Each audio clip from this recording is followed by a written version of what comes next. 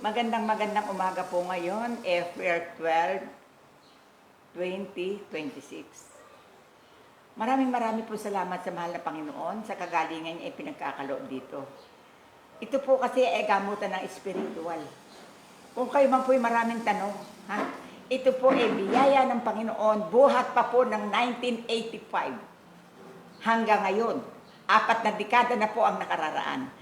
Kaya po kung sakali naman ang mga tao ay maraming katanungan, ito po ay biyaya dito sa Bulacan. Dahil dito po ng gamot na buhat ang aking panggagamot sa Kapitangan. Ako po ay pinako ng 15 beses sa Cruz, Kapitangan and Pampanga.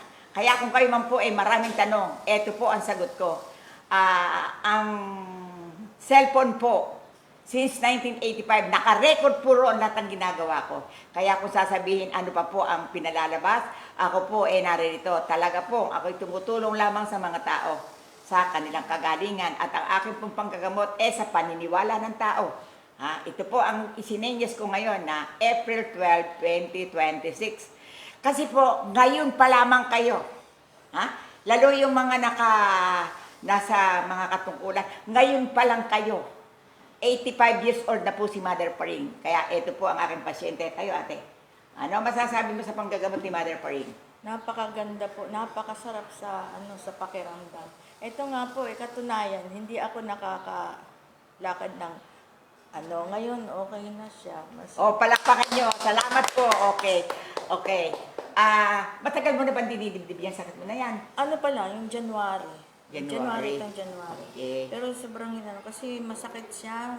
Lagi na lang akong nakahiga. Saka wala na akong sa bahay makapaggawa, makapaglakad-lakad ng mga dapat lalakarin.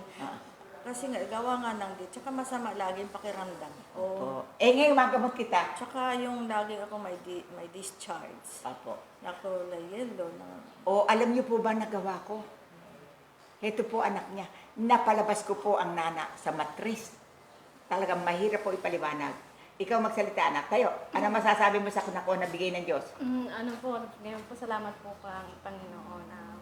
Hindi ko rin po akalain na ganun yung makikita ko na may lalabas talaga. So parang nakakatindig balahibo na ganun ang nakita ko na lalabas yung nana sa sa matris. Punong katawan. Lumalabas po ang nana. Kaya po, imposible po. At hindi naman po lahat ng taong ginagamot ko, ganon. May gumagaling po, may hindi gumagaling. Ang akin pong panggagamot, spiritual page. Kaya po, magandang umaga po. Salamat. Maraming salamat po, Diyos ko po. Salamat po sa biyaya pinagkaloob mo sa akin ngayong sa araw na to. At Mother Paring, salamat po. Ginamit ka pong instrument. Opo. Alam niyo po ba, hindi po biro ang aking ginagampan. Nana, dugo. Plema. Talaga pong binabaraso ko yan. Sa biyaya po ayan, di ba, ate? Opo. Talagang siguro nanay man niyo, lola man niyo, walang makagagawa. Pero ako po, dinadamuntin ko po sa bawat isang pumupunta dito. Kaya siguro at marahil, wala na kayong masasabi pa. Talaga. Di ba? Ano na lang, yung nagsasalita na yan ay hindi niya naiintindihan ang kanyang sinasabi, di ba? Opo. Maraming salamat po, Lord. Salamat po, Diyos. Bye! Thank you, Mother.